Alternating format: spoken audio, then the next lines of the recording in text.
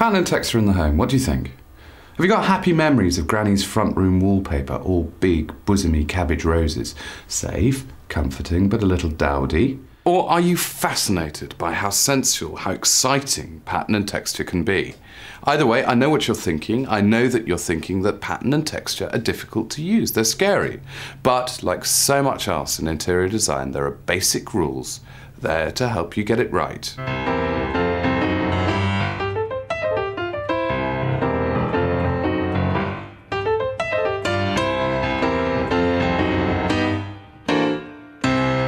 Texture and pattern are closely related design elements.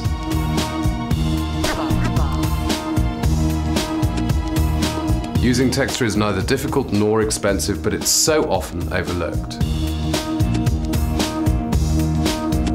There is something inherently satisfying about a repeated design, and every culture has evolved different ways of making patterns.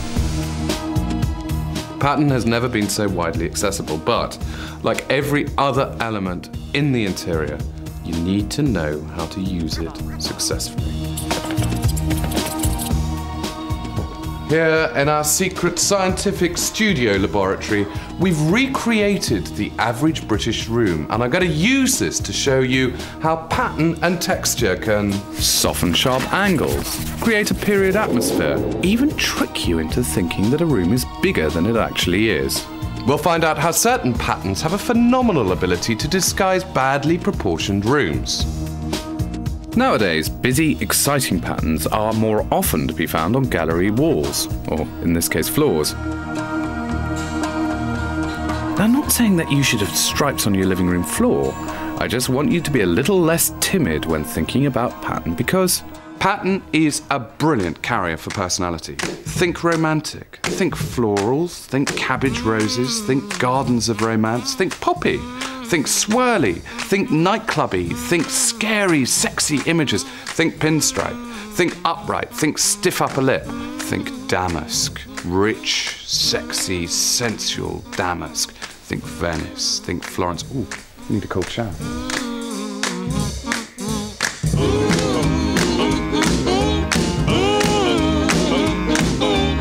Attitudes towards pattern in Britain go in cycles. Fashions come and fashions go. Taste and style go round in a great big wheel like that. At the end of the last century, pattern was at the top of the fashion cycle. The Victorians adored pattern. The Houses of Parliament and the Palace of Westminster are great examples of Victorian Gothic, unrestrained interiors. From the 1840s through to the 1930s, Britain had a love affair with pattern. Indeed, most of our houses were designed with pattern in mind. Houses like this. Most of the houses in this country were built for pattern, in that most of the houses in this country were built between 1880 and 1930, the heyday of pattern. And in fact, pattern then was actually a social issue. When you think that pattern is not essential for life, it's not essential for comfort, it's not essential for living, it's a twiddly bit you add on at the end when you've got a bit of money. So therefore, the more pattern you've got, theoretically, the posher you are. And that's why you end up with rooms like this. But pattern can be used in a modern way, and this house does have great potential. Remember, the first thing you need to do before you start any work is really understand the room. It's a nice space actually. For its girth, it's got quite a high ceiling, and there's a huge amount of light flooding in, obviously a south-facing window. Rather eccentric picture rail height, which worries me slightly. And of course, there's no aesthetically satisfying focal point, no fireplace, just a black squat television in the corner. Sort of thing you see all over the place. How often do you see pattern like this, though? I mean, this is scary. This is borderline criminal. So how has pattern managed to murder this room? Let's conduct an autopsy. It boils down to two basic fatal blows to the heart: scale and balance. Scale's wrong and there's no balance at all. My rescue package in here revolves around pattern and texture. There's a lot of hard, quite sharp architecture, which would do well to be softened by the right kind of wallpaper, right kind of scale, right kind of colourway. And then take out the picture rail, run the pattern right the way up so it meets the ceiling to draw attention to the height of the room. Natural materials, gorgeous textures that you can caress with your fingertips and enjoy with your eye. Pattern is usually one of the first things we see when we go into a room. I can't imagine anyone managing to dodge this wallpaper visually. It's worth remembering that the eye is constantly seeking out stimulation, and an area of pattern, when it's used correctly, will always act as an eye magnet for your mind to explore it, to get interest from it. But it's not just us grown-ups that feel like this. Science has proved that we need a certain level of visual stimulation at a very early age. Our visual development relies on an understanding of pattern. Experiments have been carried out by vision scientists to understand how babies learn to see. By monitoring brain waves, the responses to various patterns are measured. The results have shown that babies are always more interested in busy patterns. The brain needs stimulation in order to develop. And a certain degree of patterning on a wallpaper is probably a good idea, something to develop the visual part of the brain, which is at the back here, which responds to orientations of lines, to patterns, and then of course to objects as well. So if you don't give it enough stimulation, the back of the brain, the visual part, probably won't develop properly. On the other hand, if you give it too much and you really blast it with all sorts of complicated jazzy patterns, that could be a jolly bad idea. And I don't know exactly what the optimum is, but I suspect that wallpaper designers have quite a responsibility for nursery wallpapers. In our brains, we have little neurons that respond to lines and edges and bars. So if you have a very busy pattern, a lot of these neurons are stimulated and you'll see a lot of brain activity. If, on the other hand, you have a blank wall, far fewer neurons will be stimulated and you'll show far less brain activity. This is something we've known since the 1970s or earlier. So what's interesting is that busy, bright patterns are very arousing. They get our visual system going, whereas plain blank colors leave our make our visual system respond much less. And there seems to be a happy medium between how much we want to be stimulated and how much we want to be soothed. Complete sensory deprivation is not a pleasant experience, but equally, living in a tiny room with flock wallpaper and different matching sofas is also very unpleasant. We like a compromise. So, if human beings are instinctively drawn to and excited by pattern, and we've all grown up in a country with such a rich pattern heritage, then why now are we so scared to surround ourselves with the stuff?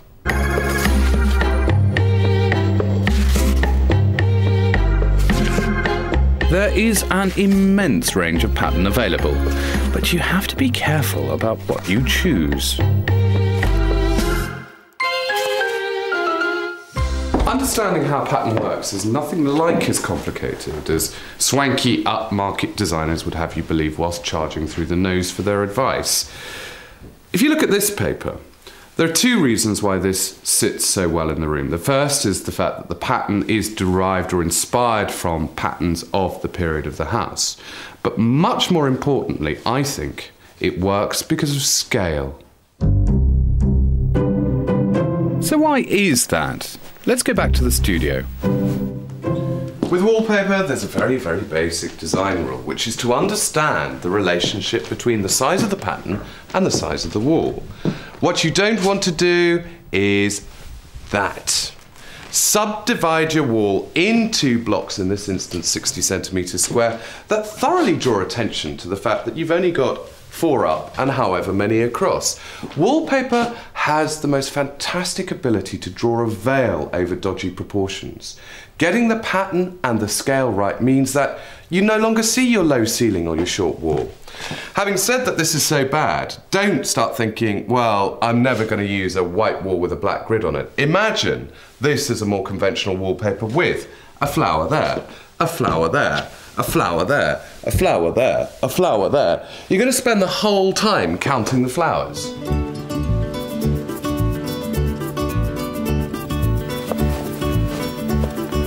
So, the first rule to understand is how scale and strength of pattern has to be carefully chosen for the room. Too bold a pattern, as in here, will have the effect of closing down a space. It's one thing being so brutally dismissive about a wallpaper being the wrong scale, but what does that mean? If you look at this wallpaper, there's a dominant feature which, should we call it a cannabis leaf, just for the sake of argument? And then, measuring the space in between the cannabis leaves vertically, we've got about 70 centimetres, which is about 28 inches. Now, what has happened is that because the picture rail's so low, we've only got 3 cannabis leaves in a row. Instantly, the ceiling's been brought down and the room's been brought in. This wallpaper, scarily, would in fact look better in a much larger room. So, what sort of wallpaper should we have in our room?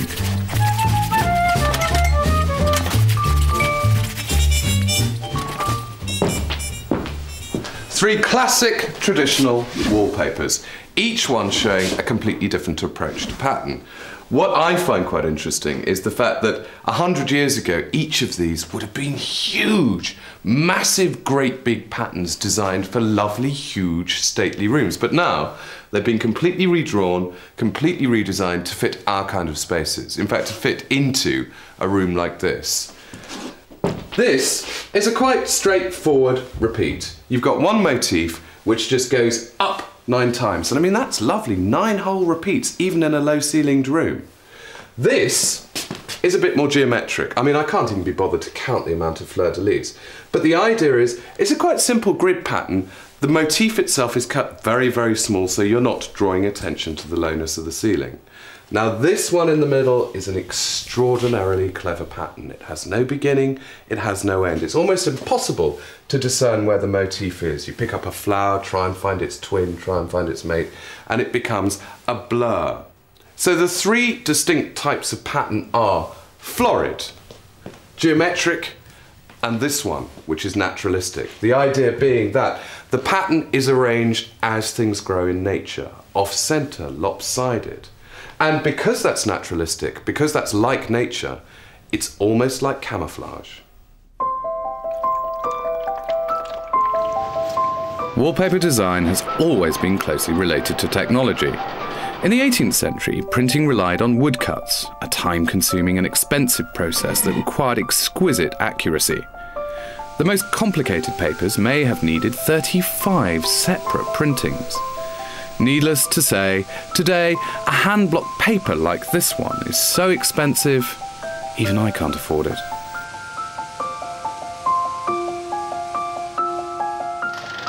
From 1840, patterned wallpaper became available to the masses and remained at the forefront of interior design right through until the 60s, when it really was the only way to keep up with the Joneses. The new Crown vinyl wall covering. John's just finished papering with it.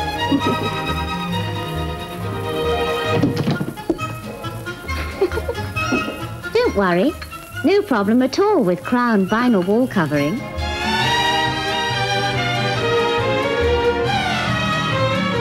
But why did he throw the trifle at it? He doesn't like trifle. He doesn't like coffee either.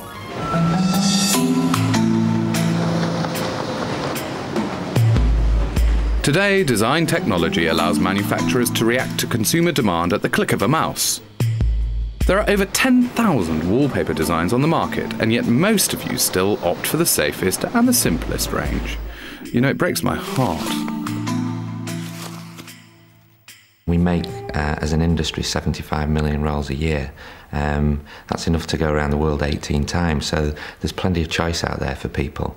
But what tends to sell the best are subtle textured patterns in very subtle colours. Probably the reason for this is that in the last housing boom in the late 80s, people were quite happy to be individual and themselves. But this time round, we're seeing that people are being actively encouraged to almost market their homes and sort of depersonalise them to a certain extent and keep them very neutral.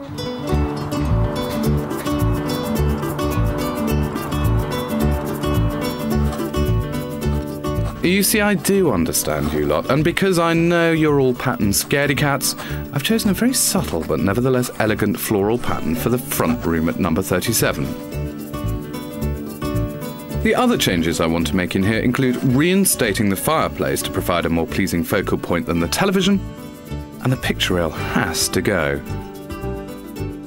Because I have absolutely no intention of using the picture rail to hang pictures from, I feel quite comfortable in the concept of removing it altogether, because I want this room to be an uninterrupted sea of pattern from the skirting right the way up to the ceiling. Elegant, dignified, restrained, but homely.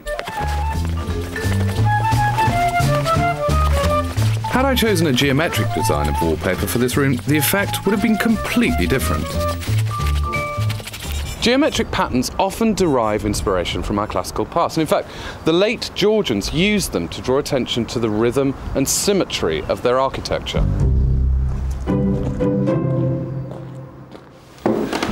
Lines are obviously the most simplistic of all the geometric patterns, but you have to be very careful with lines, because lines can have the most bizarre effect on a room, whatever its size. An extreme example of how lines can change a space. Here, the artist Jim Lambie has changed our perception of the Tate Gallery by applying coloured tape to the floor. The stripes make the space feel significantly longer. Now, believe it or not, this does relate to our homes. Let's go back to the studio. An extremely well-proven design rule when it comes to using geometric pattern is that vertical lines make a space feel higher. Now, the reason why vertical lines make a space feel taller relates to how our eyes are drawn to stripes. The eye likes to travel up the line. It enjoys the journey. There's an easy way to demonstrate this.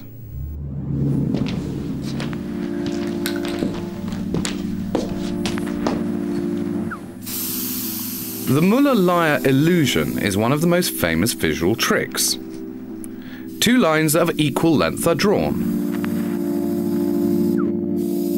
Arrowheads are then drawn on one line, inverted arrows on the other. No question which line looks longer now. So why is that? It's actually explained by eye movements, and one of the reasons I like this is it also explains a very common factor in interior decorating. So in the Muller-Lyer illusion, when you have arrows on either side of the line and your eye movements travel along the line, they stop at the points of the arrows.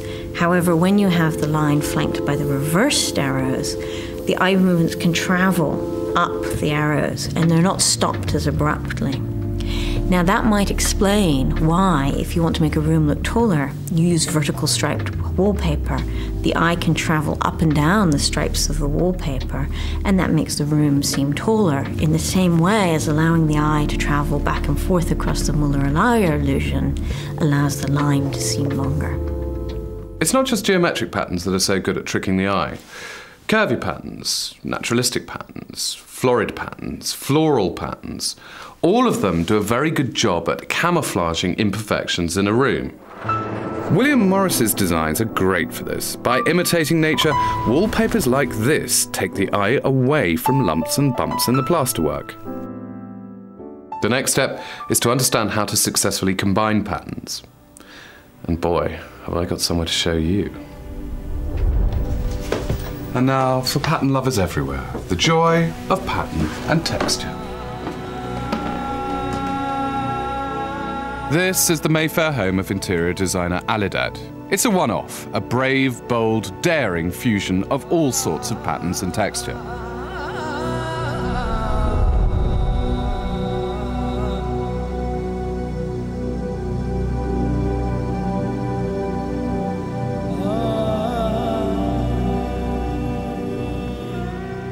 So what's going on here? Why does this work? Is there a cookery book type recipe that explains how this interior looks so good? I mean, one thing's for sure, it uses an enormous amount of spice and a lot of flavours. So how are those balanced? There are three basic guiding rules that pulls this off. The first rule is actually not really so much of a rule, really more of an informal attitude. It all looks terribly clever. It all looks terribly contrived. Actually, I think it's terribly relaxed. It's just a question of a tide of things coming in and out and eventually settling down and saying, that works there. That works there. That's what makes it innately quite so relaxing, quite so informal. So, the next rule is that there has to be something that binds it all together. And the most obvious thing here is red. It's the colour. Red's a great base for this kind of project because it doesn't clash with itself. That's one red, that's another red, that's another red, but it all just sort of sits together. So, colour is the thing that is completely wrapping it together. The next thing that makes it work is this concept of family resemblance. All of the patterns, all of the textures have a relationship with each other, like grandpa to grandson, like great-aunt Maud to her niece. And in this instance, the family resemblance is based on geography and culture, in that most of the patterns in here are derived from Islam. And then the final rule, the clever rule, is scale. Back to scale. Okay, imagine that all the pattern on the wall disappears instantly. It's gone. It's just plain red. Look at the sofa, look at the table. What's the thing you see first? That. Huge, giant, great big red poppy heads being a very, very badly behaved, attention-seeking pattern in the corner of the room. Totally engulfing and totally swamping the more delicate patterns on the sofa and the carpet. What's so clever about this space is that that is not the biggest, not the most eye-catching pattern in the room at all, because look at the pattern on the walls. That is huge. That is instantly reducing the scale of these things. The other thing that works so well about the pattern on the wall is the fact that there's very little contrast in there. It's knocked back, it's aged, it's very, very well behaved.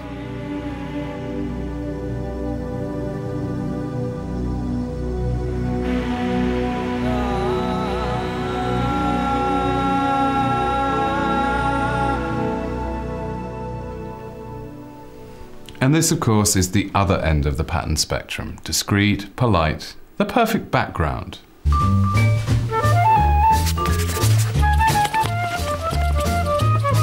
Little teeny tiny decorating tip. Another advantage of this kind of design is that it's really easy to line up. Go on, have a go. So what is this pattern doing for this room? Fundamentally, it's distracting the eye, taking the mind away from the corners and the edges. It's flattening the space off, but at the same time making it more homely. When you think about it, pattern is nothing more than two-dimensional texture. It's visual texture. But why not make that leap and actually go for a room you can touch and feel?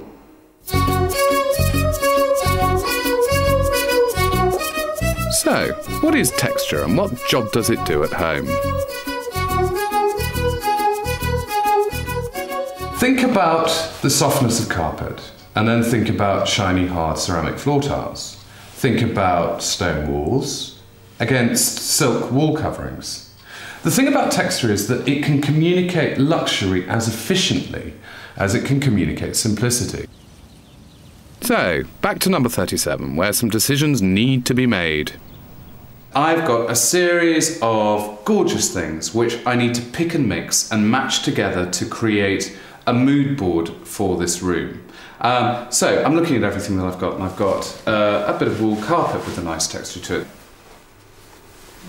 That seems to fit rather nicely. This stone with a hole, that's going rather well there. Rough wooden frame.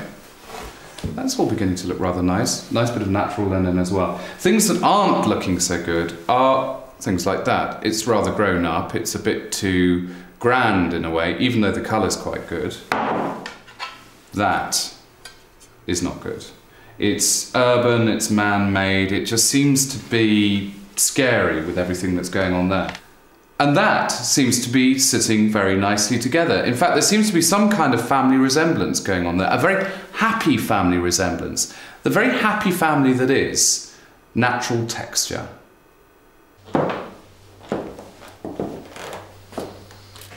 Roughness, naturalness, the homespun, those aren't the only textures, of course. In fact, imagine how dull the world would be if they were.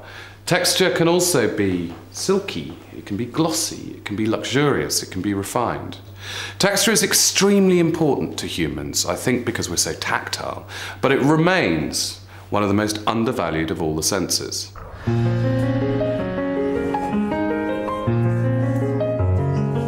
Babies perhaps see the world as two-dimensional until they're able to grasp things and reach for things, and then they start putting this touch and this visual information together to understand the world in 3 dimensions. And one of the things that's striking about babies is between about 4 and 7 months, they spend a lot of time looking at objects, grabbing them and looking at them and grabbing them. That's what they're doing at that age. They're learning how to integrate their touch and their reaching behavior and their sense of depth. My own opinion is that touch is actually the primary sense, really more important than vision, and that vision depends on touch. That if we hadn't handled objects, dropped things, broken things, drunk from mugs, hit things and so on as children, as babies, then the image in the eye would really be meaningless. It would just be a load of patterns and not evidence for objects. Hurrah for science! But what you need to remember in the house is one simple fact. Think about the textures you're using. Are they shiny? Are they hard? And then try and mix them, or preferably balance them as much as possible. One of the most important rules you need to understand about texture is it needs light. And it needs light like a flower needs rain. I know I've told you this before, but it is important. Understanding how daylight affects a room is a fundamental rule of design. Maximizing daylight in a room will bring out the best in textured features or objects. I mean, look how good I look. Light isn't the only thing to be affected by texture. Texture has huge impact on sound as well. Take these floor coverings. The different textures will affect the way that noises sound in a room.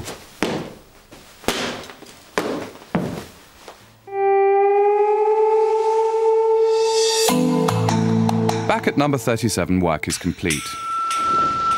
Remember this room? By replacing the greige wallpaper with this elegant floral pattern, the room feels significantly larger. Removing the picture rail has also helped make the room feel taller. By reinstating the fireplace, the room once again has a principal focal point. Fabric is always going to be one of the key textural elements. Here, the red shiny material used on the sofa contrasts with the natural textures in the room and provides visual interest. The design in this room relies on texture and pattern to give it the warmth and character that it was so lacking before. So, pattern can be modern, pattern can be well behaved, which is very, very good news for a room like this, in fact any room, because of course pattern smooths over the bumps and fills in the hollows. And then there's texture. I mean, why not walk into a room where all of the senses are indulged and touch is just so, well, sensual. Although there are certain textures which are probably best left unfelt. Mind the cactus, boys. Could pattern and texture affect your room? Could you use them to your advantage? Find out more on our website, www.bbc.co.uk/homes. Next week, Design Rules is all about how the finishing touches in a room can transform a house to a home.